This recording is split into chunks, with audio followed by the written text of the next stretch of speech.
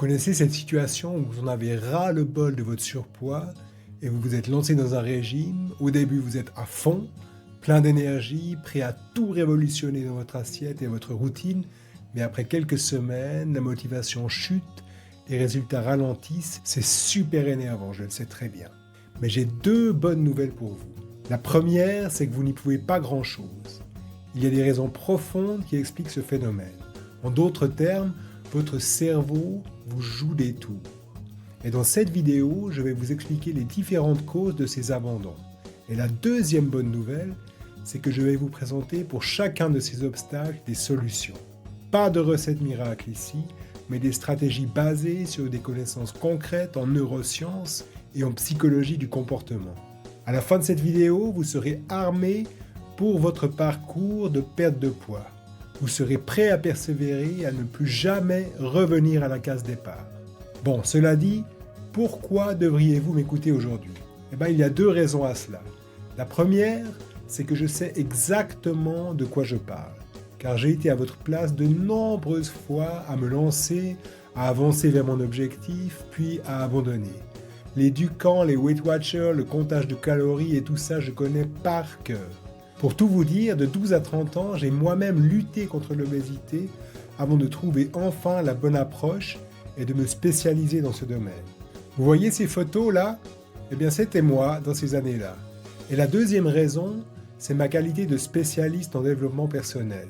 J'ai combiné mes propres expériences avec des connaissances solides en psychologie du comportement pour mieux comprendre ce qui bloque et surtout pour pouvoir vous proposer des solutions qui libèrent sur la durée.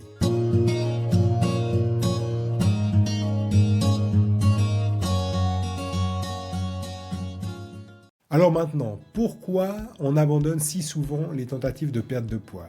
On va passer ici en revue les 5 principaux obstacles qui poussent à l'abandon et les outils qui vous permettent de renverser la tendance.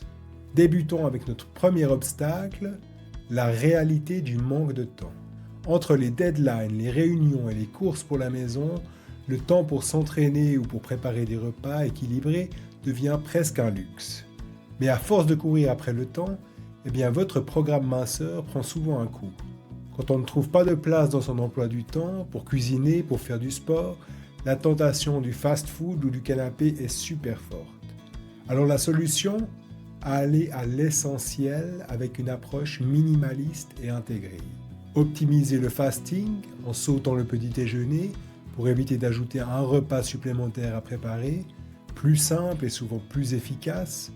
Faites des repas simples et rapides, des grillades, des légumes crus, un filet d'huile d'olive, c'est facile, rapide, équilibré et ça ne demande aucune compétence de chef. Le soir, un yaourt à la grecque, quelques noix, des concombres à croquer, quelques tranches de jambon cru et hop, 3 minutes et c'est gagné. Et puis je sais, on aimerait que tout soit parfait. Acheter bio, cuisson longue température, maillot fait maison, etc., etc. Mais pourtant, si votre maillot en tube ne contient pas de sucre, c'est déjà très bien. Si vous mangez une salade prélavée et coupée, tout va bien aussi. Prioriser, c'est la clé. Ensuite, deuxième obstacle, la dopamine, cette fausse amie. Quand on démarre un régime, la motivation est à son maximum. On se sent invincible, porté par une vague d'enthousiasme. Mais pourquoi ? Parce que notre cerveau libère de la dopamine, cette fameuse hormone du plaisir et de la motivation. Mais il y a un problème. La dopamine, c'est un peu comme un feu d'artifice. Spectaculaire au début, et puis ça retombe très très vite. Et quand elle redescend, on se sent démotivé, frustré, et on commence à remettre en question tous nos efforts. La solution ? Ne vous fiez pas uniquement à la balance. Observez aussi votre énergie, votre qualité de sommeil, votre force physique, votre humeur. Vous verrez là des signes concrets de votre progrès. Et il y a un truc, moi, que j'ai trouvé particulièrement motivant. C'est de choisir son jeans ou son pantalon préféré qui coince vraiment au départ et de faire la comparaison une fois par semaine. Et du coup, même si ça ne se voit pas tout de suite sur la balance, souvent, ça se ressent au niveau de la ceinture et ça permet de donner un bon coup de motivation. Moi, je vous encourage vraiment à vous fier bien plus à vos sensations dans le corps et dans la tête qu'aux simples chiffres de la balance. Troisième obstacle, le piège du tout de suite. Autre grand classique, vous voulez des résultats immédiats. Vous mangez une salade et vous espérez voir une différence dès le lendemain.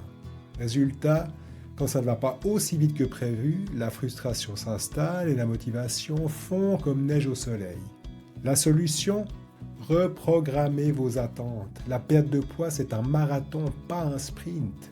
Vous savez que selon James Clear, l'auteur du best-seller Atomic Habits, les grands changements ne viennent pas d'un effort spectaculaire, mais d'une accumulation de petites actions quotidiennes.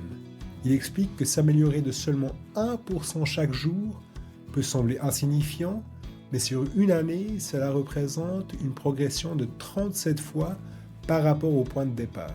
Alors pour illustrer tout ça, imaginez que vous commencez aujourd'hui à faire 5 pompes par jour. Et chaque jour, vous augmentez de 1%. C'est pas beaucoup 1%. Et bien dans une année, vous ferez 185 pompes par jour. Vous voyez l'idée ? Alors mettez en place une approche progressive et surtout célébrez chaque petite victoire. Un repas équilibré, une séance de sport bouclée, un vêtement qui vous va mieux, tout ça compte et nourrit votre motivation sur le long terme. Passons à notre 4e obstacle, la bataille entre le plaisir immédiat et la récompense future. Notre cerveau est programmé pour préférer un plaisir immédiat, genre un bon steak frites, plutôt qu'une récompense lointaine comme d'être en forme dans quelques semaines. Ce n'est pas votre faute, c'est de la pure neuroscience. C'est votre système de récompense qui parle, avec encore une fois la dopamine, qui vous pousse vers le plaisir instantané. Alors du coup, imaginez un combat de bras de fer. À droite, votre dopamine, et en face, votre cortex qui tente de jouer la carte de la sagesse et de la patience. Mais bon, comme vous voyez, il a souvent du mal à gagner la partie. Vous savez, selon certaines études en psychologie de la motivation, il est prouvé que les personnes qui visualisent leur succès ont entre 1,5 à 2 fois plus de chances d'atteindre leurs objectifs que celles qui ne le font pas. Alors la solution ? Faites travailler votre imagination. Visualisez-vous avec plus d'énergie, plus de confiance, à l'aise dans vos vêtements. Plus cette image sera claire et attrayante, plus votre cerveau sera prêt à patienter et à faire les bons choix au quotidien. Passons à notre 5e et dernier obstacle, la complexité. Chaque jour, on prend des milliers de décisions. Certaines études parlent de 35 000 décisions par jour. Et plus on en prend, plus notre capacité à faire les bons choix s'épuise. Résultat, si votre régime est trop compliqué, vous allez craquer à la première tentation par pur épuisement moral. La solution ? Simplifiez-vous la vie. Préparez vos repas à l'avance pour ne pas avoir à réfléchir au dernier moment. Optez pour des repas répétitifs avec quelques variantes seulement pour éviter le stress des choix. Éliminez les décisions inutiles. Plus vous avez de bons réflexes automatisés, moins vous êtes tenté de dévier. Alors voilà, nous avons passé en revue les principaux obstacles qui peuvent vous freiner dans votre progression. Mais l'important, c'est de ne jamais baisser les bras, car il y a toujours un moyen d'adapter votre approche et de continuer à avancer. Alors restez motivés, appliquez ces conseils et vous aurez ainsi les meilleures conditions pour atteindre vos objectifs. Et puis vous savez, perdre du poids, c'est un programme. Mais maintenir sa perte, une fois qu'on a atteint ses objectifs, c'est une autre aventure. Vous savez qu'une étude a révélé que moins de 30% des personnes ayant perdu 10 kilos ou plus réussissent à maintenir leur poids un an après. Autrement dit, plus de 7 personnes sur 10 finissent par reprendre les kilos perdus. Et moi, ça me tient vraiment à cœur que cette statistique change et que vous fassiez partie des personnes qui puissent conserver leurs acquis. Alors dans notre prochaine vidéo, je vous dévoilerai les pièges à éviter pour ne pas retomber dans l'effet yo-yo. Ça va être une vidéo super importante. En attendant, merci pour votre visite, prenez soin de vous et à très bientôt sur la chaîne. Ciao!